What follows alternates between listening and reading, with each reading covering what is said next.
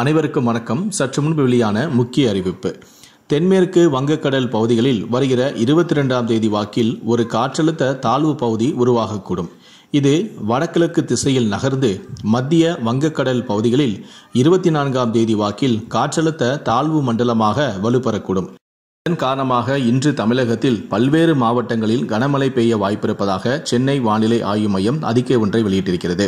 இதை பற்றி விரிவாக தெரிஞ்சுக்கணும்னா இந்த வீடியோவை கடைசி வரைக்கும் ஸ்கிப் பண்ணாமல் முழுமையாக பாருங்கள். இந்த வீடியோக்குள்ளே போகிறதுக்கு முன்னாடி இந்த வீடியோக்கு ஒரு லைக் பட்டனை ப்ரெஸ் பண்ணிடுங்க. இது வரைக்கும் நீங்கள் என்னோட சேனலை சப்ஸ்கிரைப் பண்ணாமல் இருந்தீங்கன்னா மறக்காமல் சப்ஸ்கிரைப் பண்ணிக்கோங்க. கூடவே அந்த பெல் சிம்லையும் மறக்காமல் கிளிக் பண்ணிக்கோங்க. சரி, வாங்க இப்போது வீடியோக்குள்ளே போகலாம். சென்னை வானிலை ஆய்வு மையம் வெளியிட்டுள்ள அந்த அறிக்கையில் கூறியிருப்பது என்னவென்றால், இன்று தமிழகத்தில் அநேக இடங்களிலும் புதுவை மற்றும் காரைக்கால் பகுதிகளிலும் இடி மின்னல் மற்றும் பலத்த காற்றுடன் மணிக்கு 30 கிலோமீட்டர் முதல் 40 கிலோமீட்டர் வரை லேசான முதல் மிதமான மழை பெய்யக்கூடும். தேனி, விருதுநகர் மற்றும் தென்காசி மாவட்டங்களில் ஓரிரு இடங்களில் கன முதல் மிக கனமழையும், கன்னியாகுமரி, திருநெல்வேலி, மதுரை, திண்டுக்கல், திருப்பூர், கோயமுத்தூர், நீலகிரி, சிவகங்கை, புதுக்கோட்டை, தஞ்சாவூர், திருவாரூர், நாகப்பட்டினம், மயிலாடுதுறை மாவட்டங்கள் மற்றும் காரைக்கால் பகுதிகளில் ஓரிரு இடங்களில் கனமழை பெய்ய வாய்ப்புள்ளது. நாளை 22ஆம் தேதி தமிழகத்தில் அநேக இடங்களிலும் புதுவை மற்றும் காரைக்கால் பகுதிகளிலும் இடி மின்னலுடன் கூடிய லேசான முதல் மிதமான மழை பெய்யக்கூடும். தேனி, தென்காசி, திருநெல்வேலி மற்றும் கன்னியாகுமரி மாவட்டங்களில் ஓரிரு இடங்களில் கனமழை பெய்ய வாய்ப்புள்ளது. 23ஆம் தேதி தமிழகத்தில் ஒரு சில இடங்களிலும் புதுவை மற்றும் காரைக்கால் பகுதிகளிலும் இடி மின்னலுடன் கூடிய லேசான முதல் மிதமான மழை பெய்யக்கூடும். கன்னியாகுமரி, திருநெல்வேலி, தென்காசி, கிருஷ்ணகிரி, தருமபுரி மற்றும் திருப்பத்தூர் மாவட்டங்களில் ஓரிரு இடங்களில் கனமழை பெய்ய வாய்ப்புள்ளது. 24ஆம் தேதி தமிழகத்தில் ஓரிரு இடங்களிலும் புதுவை மற்றும் காரைக்கால் பகுதிகளிலும் இடி மின்னலுடன் கூடிய லேசான முதல் மிதமான மழை பெய்யக்கூடும்.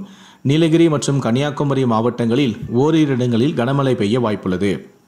வெப்பநிலையை பொறுத்த அளவில் அடுத்த 5 தினங்களுக்கு அதிகபட்ச வெப்பநிலை தமிழகம், புதுவை மற்றும் காரைக்கால் பகுதிகளில் பொதுவாக இயல்பை விட குறைவாக, இயல்பை ஒட்டியும் இருக்கக்கூடும்.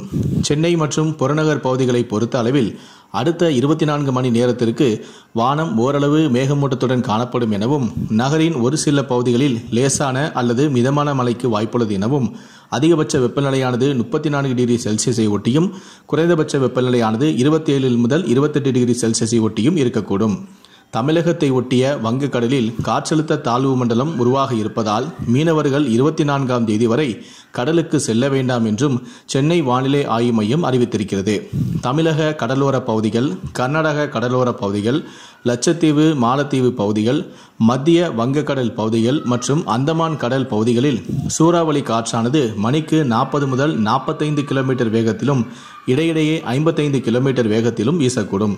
குமரிக்கடல் பகுதிகள், மன்னார் வளைகுடா, கேரளா கடலோர பகுதிகள், தென்மேற்கு மற்றும் அதனை ஒட்டிய தென்கிழக்கு வங்கக்கடல் பகுதிகளில் சூறாவளி காற்றானது மணிக்கு 45 முதல் 55 கிலோமீட்டர் வரை வேகத்திலும் இடையிடையே 65 கிலோமீட்டர் வேகத்திலும் இன்று வீசக்கூடும் என சென்னை வானிலை ஆய்வு மையம் தகவல் ஒன்றை வெளியிட்டிருக்கிறது. இதை பற்றி உங்களுடைய கருத்துக்களை கீழே இருக்கக்கூடிய கமெண்ட் செக்ஷனில் மறக்காம சொல்லுங்க. முடிந்தளவுக்கு இந்த வீடியோவை மற்றவங்களுக்கும் ஷேர் பண்ணுங்க. மேலும் இது போன்ற பல வீடியோக்களை பார்க்கணும் அப்படின்னு நினைச்சீங்கன்னா மறக்காம சேனலை சப்ஸ்கிரைப் பண்ணுங்க.